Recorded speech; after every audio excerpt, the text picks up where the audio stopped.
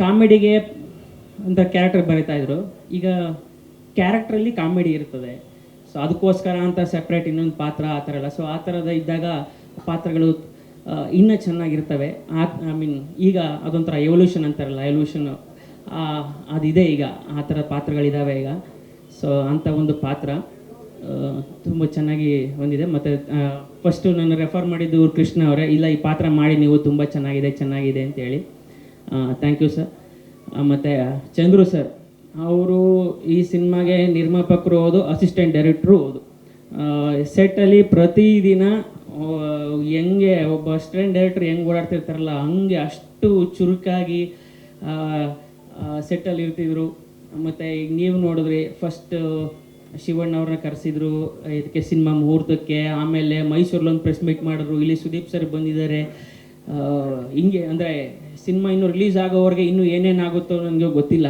ನಾನು ಕಾಣ್ತಾ ಇದ್ದೀನಿ ಅಂದರೆ ಸಿನಿಮಾನ ಜನಕ್ಕೆ ತಲುಪಿಸೋ ನಿಮ್ಮ ಹಪಾಪಿತನ ಇದೆಯಲ್ಲ ಸರ್, ಅದು ನೆಕ್ಸ್ಟು ನಾನು ವಿದ್ಯಾಪತಿ ಸಿನಿಮಾಗೆ ನಿಮ್ಮನ್ನು ಕೇಳಬೇಕು. ಒಂದಷ್ಟು ಸಜೆಷನ್ಸ್ ಏನಾದರೂ ಹೆಂಗೆ ಸರ್ ಪ್ರಮೋಟ್ ಮಾಡೋದು ಅಂತ ನಿಮ್ಮನ್ನು ಕೇಳಬೇಕು. ಮತ್ತು ಈ ಮುಂಚೆ ನಾನು ಮತ್ತು ಕೃಷ್ಣ ಅವರು ನಟಿಸಿದ್ದ ಕೌಸಲ್ಯ ಸುಪ್ರಜಾರಾಮ ಸಿನಿಮಾಗೆ ಸುದೀಪ್ ಸರ್ ಇದೇ ಥರ ಬಂದು ವಿಶ್ ಮಾಡಿದರು. ಆ ಸಿನಿಮಾ ಹಿಟ್ ಆಗಿತ್ತು. ಈ ಸಿನಿಮಾ ಕೂಡ ಅದೇ ಥರ ಹಿಟ್ ಆಗುತ್ತೆ. ನಿಮ್ಮ ಹಾರೈಕೆಗಳಿರಲಿ ಸರ್. ಡಾಲಿ ಕೃಷ್ಣ ಅವ್ರ ಜೊತೆ ನಂದು ಇದು 2ನೇ ಸಿನಿಮಾ. ಒಂದು ಲಕ್ಕಿ ಮ್ಯಾನ್ ಅಂತ ಒಂದು ಅಪ್ಪು ಸರ್ ಸಿನಿಮಾ ಜೊತೆ ವರ್ಕ್ ಮಾಡಿದ್ದೆ. ಇದು 2ನೇ ಸಿನಿಮಾ, ಅವ್ರಿಗೆ ಡೈಲಾಗ್ ಬರೀತಾ ಇರೋದು. ಆಮೇಲೆ ಚಂದ್ರು ಅವ್ರ ಜೊತೆ ನಂದು ಇದು 1ನೇ ಸಿನಿಮಾ. ಫಾದರ್ ಅನ್ನೋ ಟೈಟ್ಲಿಗೆ ಆ್ಯಕ್ಚುಲಿ ಕರೆಕ್ಟ್ ಆಪ್ಟ್ ಆಗಿದ್ದಾರೆ ಚಂದ್ರು ಅವರು. ಯಾಕೆಂದರೆ ಅವ್ರನ್ನ ನಾನು ನೋಡಿದ್ದೀನಿ, ಫಾದರ್ ಆಗೂ ನೋಡಿದ್ದೀನಿ ಅವ್ರನ್ನ ಮನೆಯಲ್ಲಿ. ಹಾಗಾಗಿ ಅವ್ರು ಕರೆಕ್ಟ್ ಟೈಟ್ಲು. ಯೂಶ್ವಲಿ ಅವರು ಮದರ್ ಸೆಂಟಿಮೆಂಟ್ ಇಟ್ಕೊಂಡು ಸಿನಿಮಾಗಳನ್ನ ಮಾಡ್ತಾಯಿದ್ರು. ಸಾಮಾನ್ಯ ಕನ್ನಡದಲ್ಲಿ ಬರ್ತಿದ್ದಲ್ಲ ಮದರ್ ಸೆಂಟಿಮೆಂಟ್ಗಳೇ. ಫಾದರ್ ಸೆಂಟಿಮೆಂಟ್ಗಳು ಸಿನಿಮಾ ತುಂಬ ಕಮ್ಮಿ ಬರ್ತಾಯಿದ್ದು. ಮೋಸ್ಟ್ಲಿ ಇದೇ ಫಸ್ಟ್ ಸಿನಿಮಾ ಓದು ಫಾದರ್ ಮೇಲೆ ದೊಡ್ಡದಾಗಿ ಬರ್ತಾ ಇರೋವಂಥದ್ದು.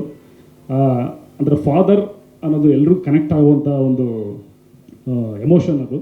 ಸೊ ಖಂಡಿತ ಇದೊಂದು ದೊಡ್ಡ ಹಿಟ್ ಆಗುತ್ತೆ ಅನ್ನೋದು ಒಂದು ಅನಿಸ್ತಾ ಇದೆ ನನಗೆ. ನಮ್ಮ ರಾಜ್ಮೋಹನ್ ಡೈರೆಕ್ಟ್ರು ಇವರು ಬಂದು ಕತೆ ಹೇಳಿದಾಗಲೇ ನನಗೊಂದು ಖುಷಿ ಆಯಿತು.